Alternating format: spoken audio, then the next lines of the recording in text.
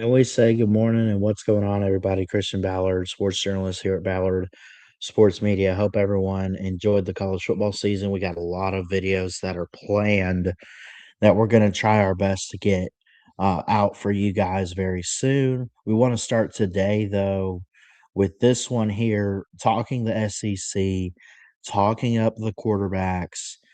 I'm just gonna react to this article. It's not so much agreeing or disagreeing completely with it. I knew that it was put out. I haven't read it completely, but ESPN has predicted every SEC team's starting quarterback for 2026, and I'm gonna give my thoughts on it. I wanna hear some feedback from you guys as well. Um, it'll be based on basically based on what is written down. I'm sure I'll know some of these names, but, you gotta think of some of the great quarterbacks from last year. Ty Simpson in Alabama, not the best in the world, but, I thought he improved greatly throughout the season. I thought Gunnar Stockton looked great at Georgia. Um, Arch at Texas. I mean, not necessarily a great quarterback, at least in terms of he's not what he was made out to be in high school. DJ Lagway's gone from Florida to Baylor. I could go down the list. Jackson Arnold looked great at the start of the season for Auburn, and then they had some issues in SEC play, and Deuce Knight comes in. Now he's in the portal, and we know all about Diego Pavia. And anyway, we know all these guys from last year. Some guys coming back, some transfers coming in, some freshmen. There's a lot of different ways this could go. I'm not here to necessarily say whether it's the right choice or not. I just want to react and see what ESPN thinks. So let's go ahead and share the screen, and we'll put excuse me, we'll put this up on the screen here. They actually predicted all 68 starters for the Power Four, and we're just going to jump into the SEC here. So let me go up here,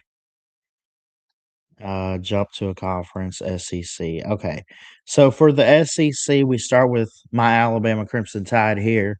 I do have some thoughts on this one, obviously, as a big fan and someone that grew up watching Alabama that watches it, almost religiously, even now. But redshirt freshman Keelan Russell is expected to start based on prediction for 2026. The reason behind this, reading this article here, Russell, ESPN's number one quarterback prospect in the 25 cycle, arrived as the gem of Alabama coach Kalen DeBoer's first signing class in Tuscaloosa, sitting behind starter Ty Simpson and backup Austin Mack. Russell completed 11 of his 15 passes for 143 yards and 2 touchdowns across appearances and blowout wins over Louisiana Monroe and Eastern Illinois. Obviously. Go figure those games, right? Russell has been viewed as the Crimson Tide's quarterback of the future from the moment he stepped on campus last January.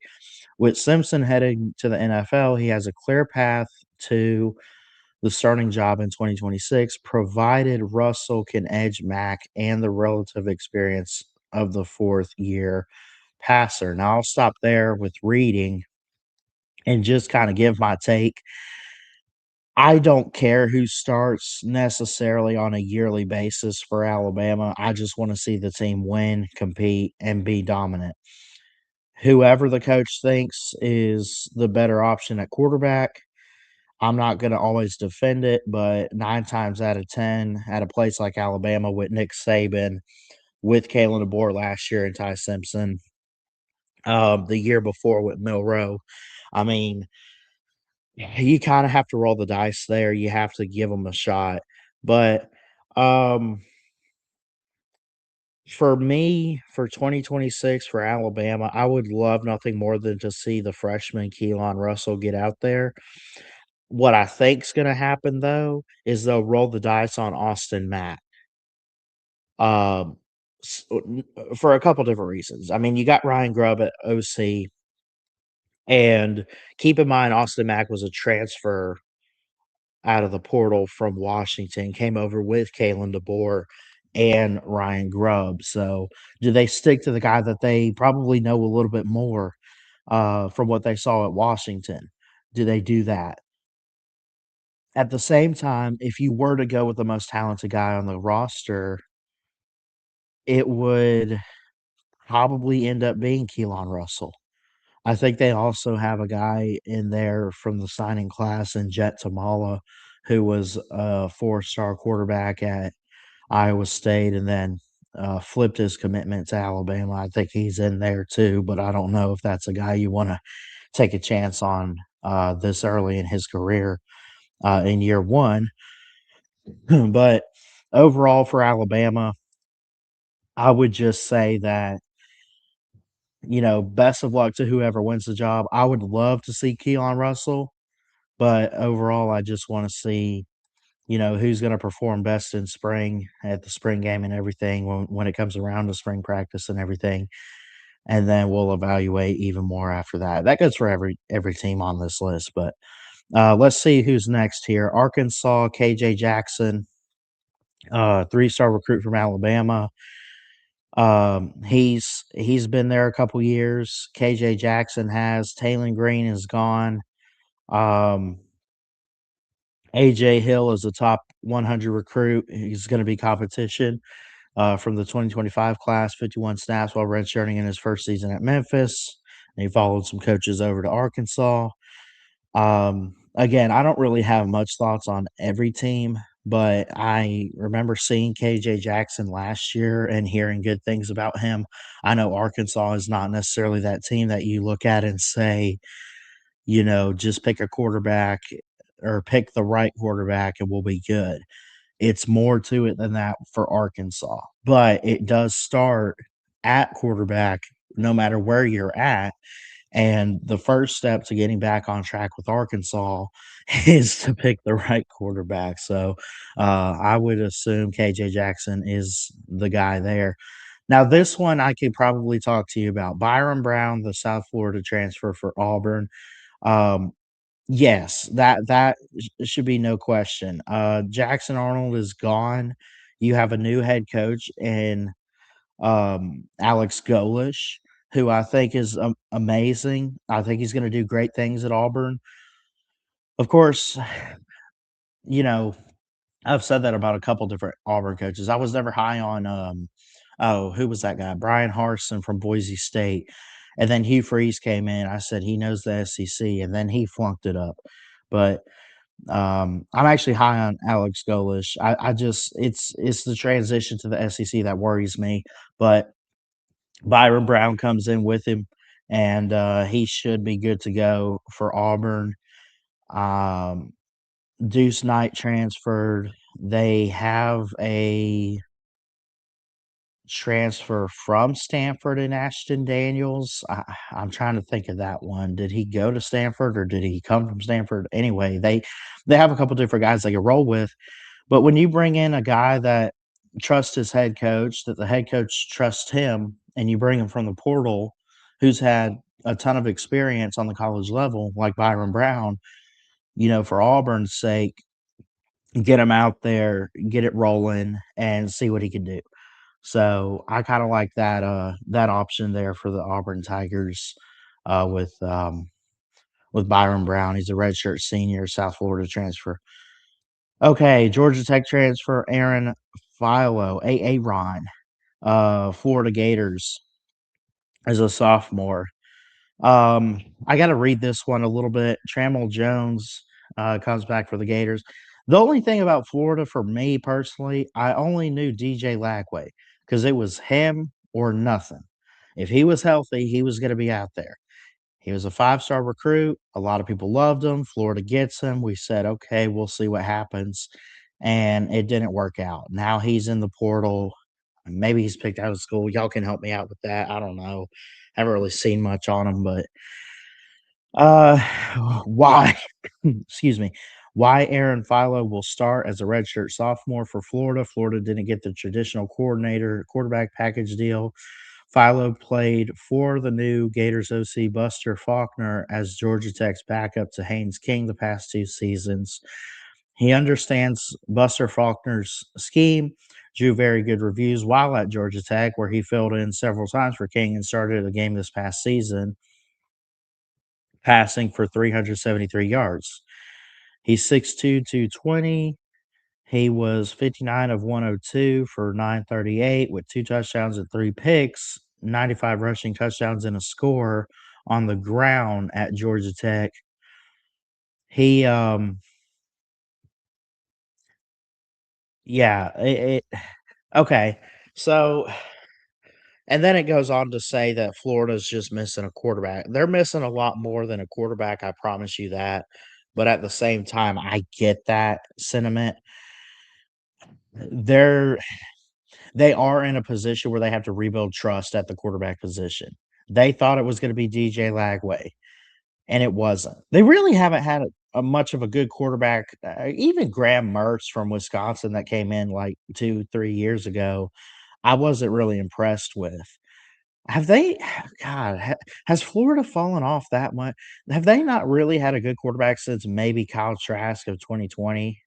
Trask was a Heisman finalist, by the way, and led led 'em to the SEC title, but gosh, has it been that long for Florida? Y'all help me out with that, but I do like Philo. I thought he was okay at Georgia Tech. He's not too bad. He comes in, we'll see. But again, this is a lot of these guys that I'm naming are the wait and see type of guys that, how do they handle the SEC? How do they handle the pressure of being an SEC quarterback and everything like that? So we'll we'll wait and see. Keep it going here. Not gonna break down all of these. We know about Gunnar Stockton, redshirt senior for Georgia. I think that's the right place for him at Georgia, and I think that's the right guy to go with. Notre Dame transfer Kenny Minchie for Kentucky. My overall thoughts without reading here would be Kentucky's really in a bad way and down bad right now as a program. Um, they've had good seasons, they've had bad seasons. I don't want to say they're bad historically, but they are, as of recent years, just yeah, I don't know, but, Notre Dame transfer Kenny Minchie, who flipped from Nebraska. So, you got a new head coach at Will Stein. You got offensive coordinator Joe Sloan. Um, he's a top 185 recruit from Tennessee. He's a dual threat.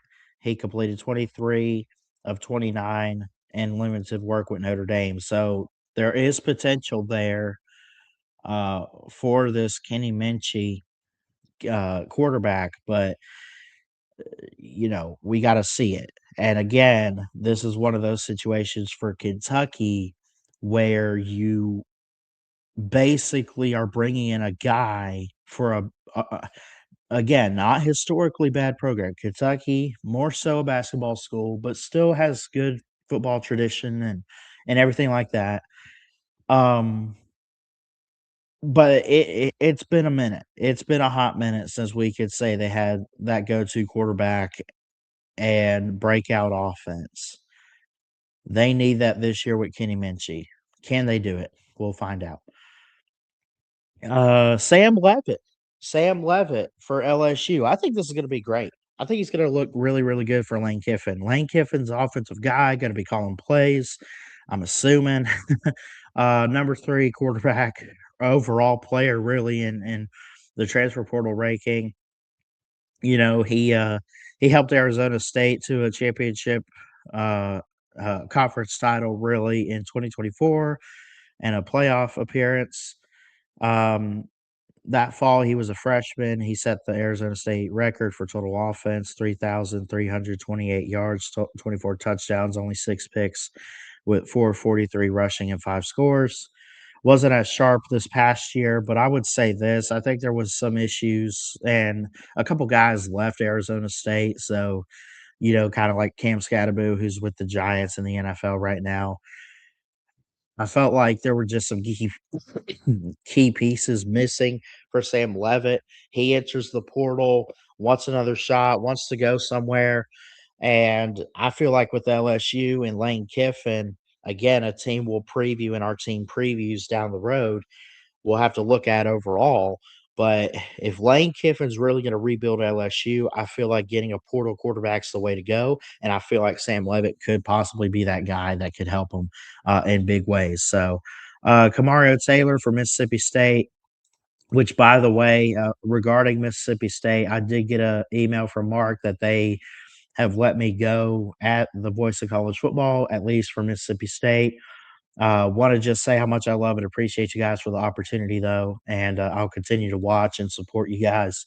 I get it, and all that. But in regards to Mississippi State, I do have some some interesting knowledge. But they say Kamario Taylor here, the sophomore, that is the way to go. He signed in the 2025 class with Jeff Levy, 6'4", 230, dual threat.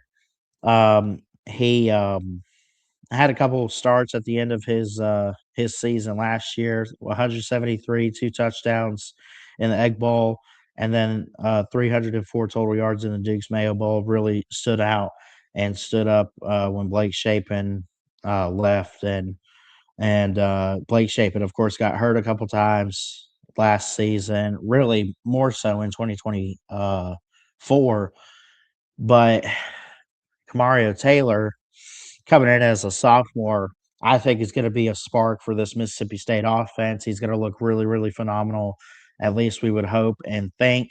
And overall, you just give him a shot. So, Austin Simmons, Ole Miss transfer. I knew he was in the portal. Did not see that he went to Missouri, but I feel like he was really, really good at Ole Miss, and I feel like he's gonna be really, really good at Missouri. Missouri has seemed like a team on the brink of maybe 10, 11 wins at times in some years, and then sometimes they fall shy and go 8 or 9 or, wins, and, you just never know what you're gonna get with Missouri, but you know that Eli Drinkwitz is doing a really good job, and they're maybe a couple key pieces away from competing for a playoff or the SEC altogether, but, um, quarterback is gonna be huge. When you look at it, Bo Pribula, um, is out the door from Penn State, and what he did last year, he looked good, but Austin Simmons just he's gonna give him a spark in the passing game. He's gonna look really good throwing the ball downfield, we would hope, and if he stays healthy, you get some receivers out there. They've had good receivers, for Mizzou, over the years and, like, Luther Burden or whoever you get, Jamal Roberts, Ahmad Hardy at running back, um, coming back. So if they tap into his full potential, he could prove to be another pickup for Drinkwitz and the Tigers. The competition, let's see, Matt Zollers, freshman in last year's cycle. Um, Nick Evers and Gavin Sidward. I don't even know those names. I mean, there's Nick is a transfer. Gavin Sidward is like a true freshman, but um, yeah. John Mateer back for Oklahoma. Obviously beat Alabama twice and then lost to him in the first round of the playoff. Um, just really, really good to get Mateer back for Oklahoma. I think it's going to go a long way. I feel like that. Um, he's your leader. He's your guy. Um, you have 2-year backup in Michael Hawkins, who has looked really good. He transferred to West Virginia recently. You have Whit Neubauer from Mercer, Bo Bentley, number 2 dual threat passer, comes in as well. So you have Neubauer. I saw the Alabama Mercer game. Was it last year or the year before? I know about Neubauer. I don't know about this Bo Bentley guy, but um, it sounds like they got a group of 5 guy in the backup room, and then you got this true freshman. So um, I think you have to stick with John Mateer. Hope that he stays healthy throughout the year, and if he does, this offense could be explosive. Obviously, the defense and everything for Brent Venables is gonna look pretty good too. His defensive guru was at Clemson for quite some time and, produced some really good NFL talent there, but, quarterback-wise, I feel like John Mateer would be the answer. I don't know if I trust the backup room for, Oklahoma at the moment, but we'll see. Ole Miss, Trinidad Chambliss comes back, redshirt senior, looked phenomenal last year or this year, however you want to put it, in 2025. Ole Miss makes the playoffs, of course. Um, Division two guy comes in, just looks good for Lane Kiffin. Lane Kiffin leaves, you get Pete Golding, he gets him in the playoffs, blah, blah, blah. And he looks really, really good. So they did try to make a um a run at DJ Lagway for competition, but they got Deuce Knight from Auburn and then Walker Howard from Louisiana, which Walker Howard was he not at Ole Miss before? I thought he was. They also got AJ Maddox. But Trinidad Chambliss should be a lock for the starting job. The question is who's going to be back up there for Ole Miss, and but they should be loaded. I don't know. I expect more defense from Pete Golding. I don't expect the offense to be as explosive as maybe it was under Lane Kiffin, but I still think it'd be very, very good for the Rebels coming up this season in 2026. South Carolina, Lenore Sellers coming back. We don't need to talk too much about that. Redshirt freshman George McIntyre for Tennessee, though. Joey Aguilar is trying to get more eligibility. Tennessee was trying to get Sam Levitt, Bo Pribula, missed out on him. George McIntyre, the freshman, is probably the safest pick, they say. Um, so yeah. Faison Brandon is a quarterback coming in, 5-star. So I think the talent's there for Tennessee. I think that, obviously the Nico stuff is kind of the past and behind them. And then overall, you kind of give them a shot here. Um, Joey Aguilar trying to get another year of eligibility if he gets it, which I guess they're expecting him not to. But if that's the case, you kind of you kind of switch gears, and again, they're thinking George McIntyre, the redshirt freshman. Arch Manning comes back for Texas. Marcel Reed for Texas A&M. Just trying to speed this up. This one we got to talk about. Jared Curtis, a 5-star freshman, historic flip late on signing day in 2026 or 2025, but for the 26 class, he flipped from Georgia to Vanderbilt.